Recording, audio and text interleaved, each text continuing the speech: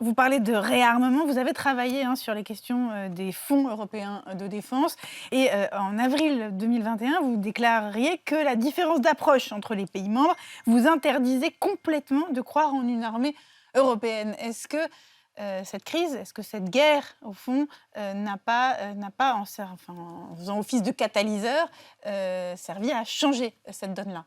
Non, ça ne changera pas la donne. Je ne crois toujours pas à une armée européenne. En revanche, je crois Il y a la plus naissance d'une urgent. Europe géopolitique ou Bien sûr, et là? surtout, il À y a la question d'une Europe capable précisément de se réarmer pour donner aux démocraties qui la constituent les moyens de défendre leurs intérêts et leurs mais principes pas une armée dans le commune. monde qui se dessine. Et ça veut dire quoi? Ça veut dire pas une armée européenne, ça ne se produira jamais. Et c'est une raison toute simple. Prenez l'Allemagne, par exemple. En Allemagne, l'armée, pour intervenir quelque part, doit d'abord recevoir un mandat du Parlement allemand qui lui dicte précisément les conditions pour ses opérations futures, dans quel cadre elle aura le droit d'ouvrir le feu ou non, etc. C'est un processus très long, très complexe, et on peut comprendre que les Allemands aient souhaité fixer ce verrou parlementaire parce que leur histoire fait qu'ils ont de bonnes raisons de se méfier d'une manière trop facile d'entrer en guerre. En France, on l'aura tous constaté, le président de la République, et c'est très heureux, ça fait partie de notre constitution, est le chef des armées et peut décider tout seul d'engager l'armée française sur un théâtre d'opération,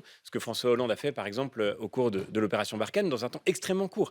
Donc on n'aura pas demain une armée commune parce que quel modèle on emprunterait? Mais Vous on peut voyez. avoir des réarmements de Mais en tout, revanche, ce que nous devons de tous les construire pays? ensemble, Oui. c'est une industrie de défense qui nous permette de manière autonome de donner à nos armées les moyens d'opérer et d'opérer pourquoi pas ensemble lorsque nous estimons que cela est nécessaire. Et pour le coup, le vrai scandale de l'Europe d'aujourd'hui, c'est quand l'Allemagne, par exemple, achète de manière massive des F-35 américains, quand nous nous mettons dans la main de l'industrie américaine, lorsque justement l'opération Barkhane a été déclenchée, les Français ne le savent peut-être pas, mais il a fallu demander aux États-Unis la permission d'emprunter, d'employer des matériels que nous leur avions pourtant achetés.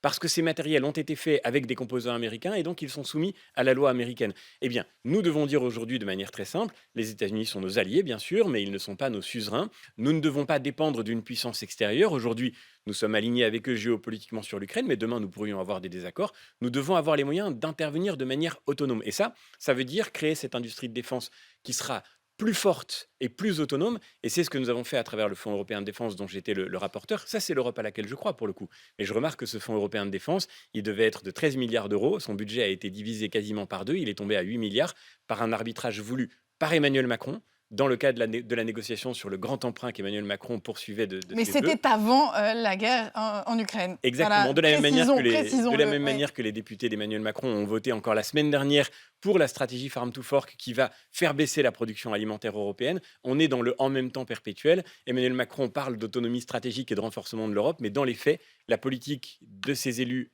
à Bruxelles et à Strasbourg contribue à la fragiliser.